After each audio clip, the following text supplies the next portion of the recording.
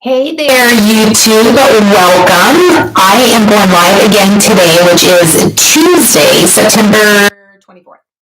And I'm going live today because I've had questions on customer acquisition costs and how can I reduce those.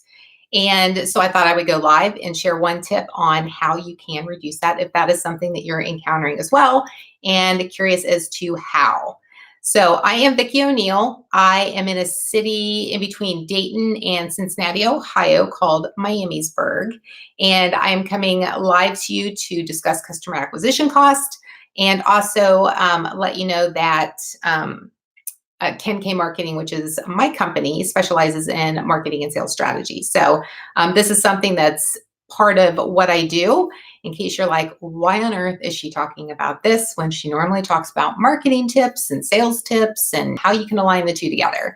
So this is just another piece of that overall process and that overall strategy. And this is extremely important because your customer acquisition cost should be low. And if it's high, that means that you have high customer churn.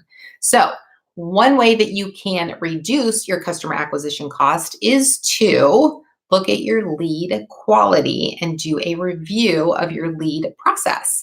So a way that you can do that is to look at your current leads, where they're coming in from, and then set some standards as to what you think a high quality lead is. So that can be the channel that it's coming from. It could be the page that it's coming from on your website. If you have different landing pages that people are going to, look at your existing customers. Where did they come in from? What channels did they come in from? Were they referrals? Were they cold calls? So look at your existing customers, where they came in from, and then start doing some analysis and looking at what are the trends with those customers. If there's a consistent trend that maybe leads are coming in consistently from Facebook and going to a particular landing page that you had created for a certain time frame, and those are your highest quality leads that are converting, and I'm saying all those words backward, your highest converting leads, your highest quality leads that are converting. If those are your leads, then look at that channel and see what you're doing there that's setting you up for a higher success rate in converting leads. Okay, so you can set the standards as to what you think is a high quality lead. Also, you can look at assigning a number value to leads that are coming in. You can either use a scale of 1 to 10, you can use 1 to 20, whatever that scale is, just establish what those numbers indicate. And as leads come in, then you can incorporate the scoring process and say, okay, these leads came in and they don't meet the criteria that we have, so they are assigned a lower number.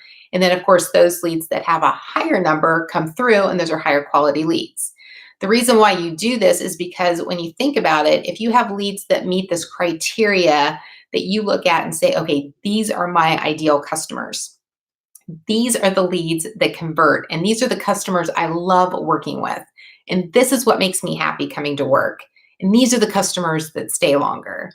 That process and knowing what happens throughout that entire process is how you can keep your customer acquisition costs down.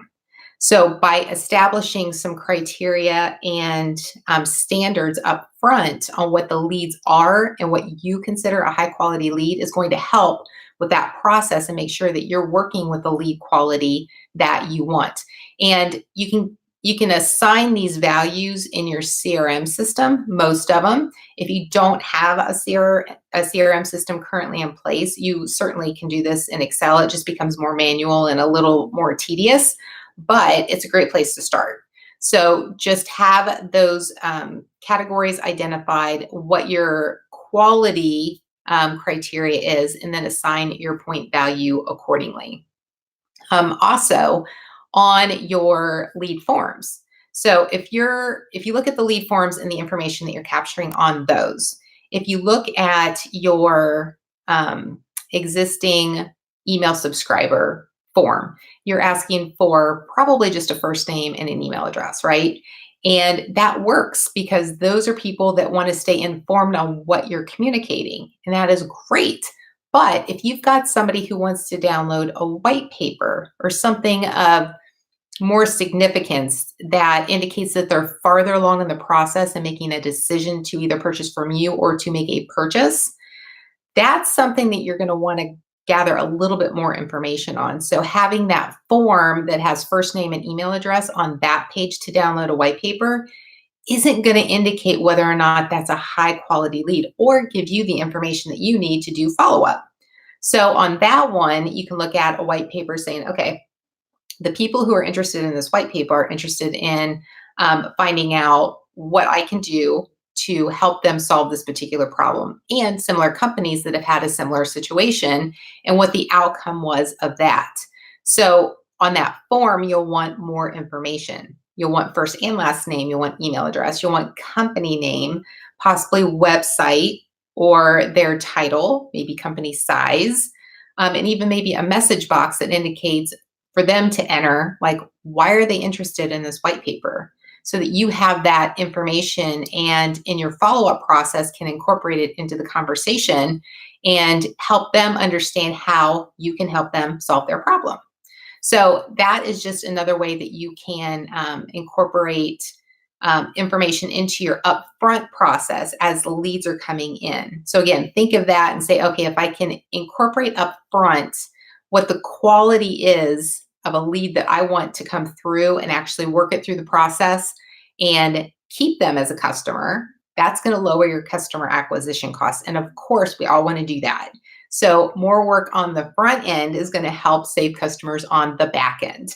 So I will review other tips on reducing your customer acquisition costs in a free live webinar or masterclass tomorrow, Wednesday, September 25th, and then also Thursday, September 26th. So if you are interested in learning more tips on how you can reduce your customer acquisition costs, you can go to vickioneal.com/CAC masterclass.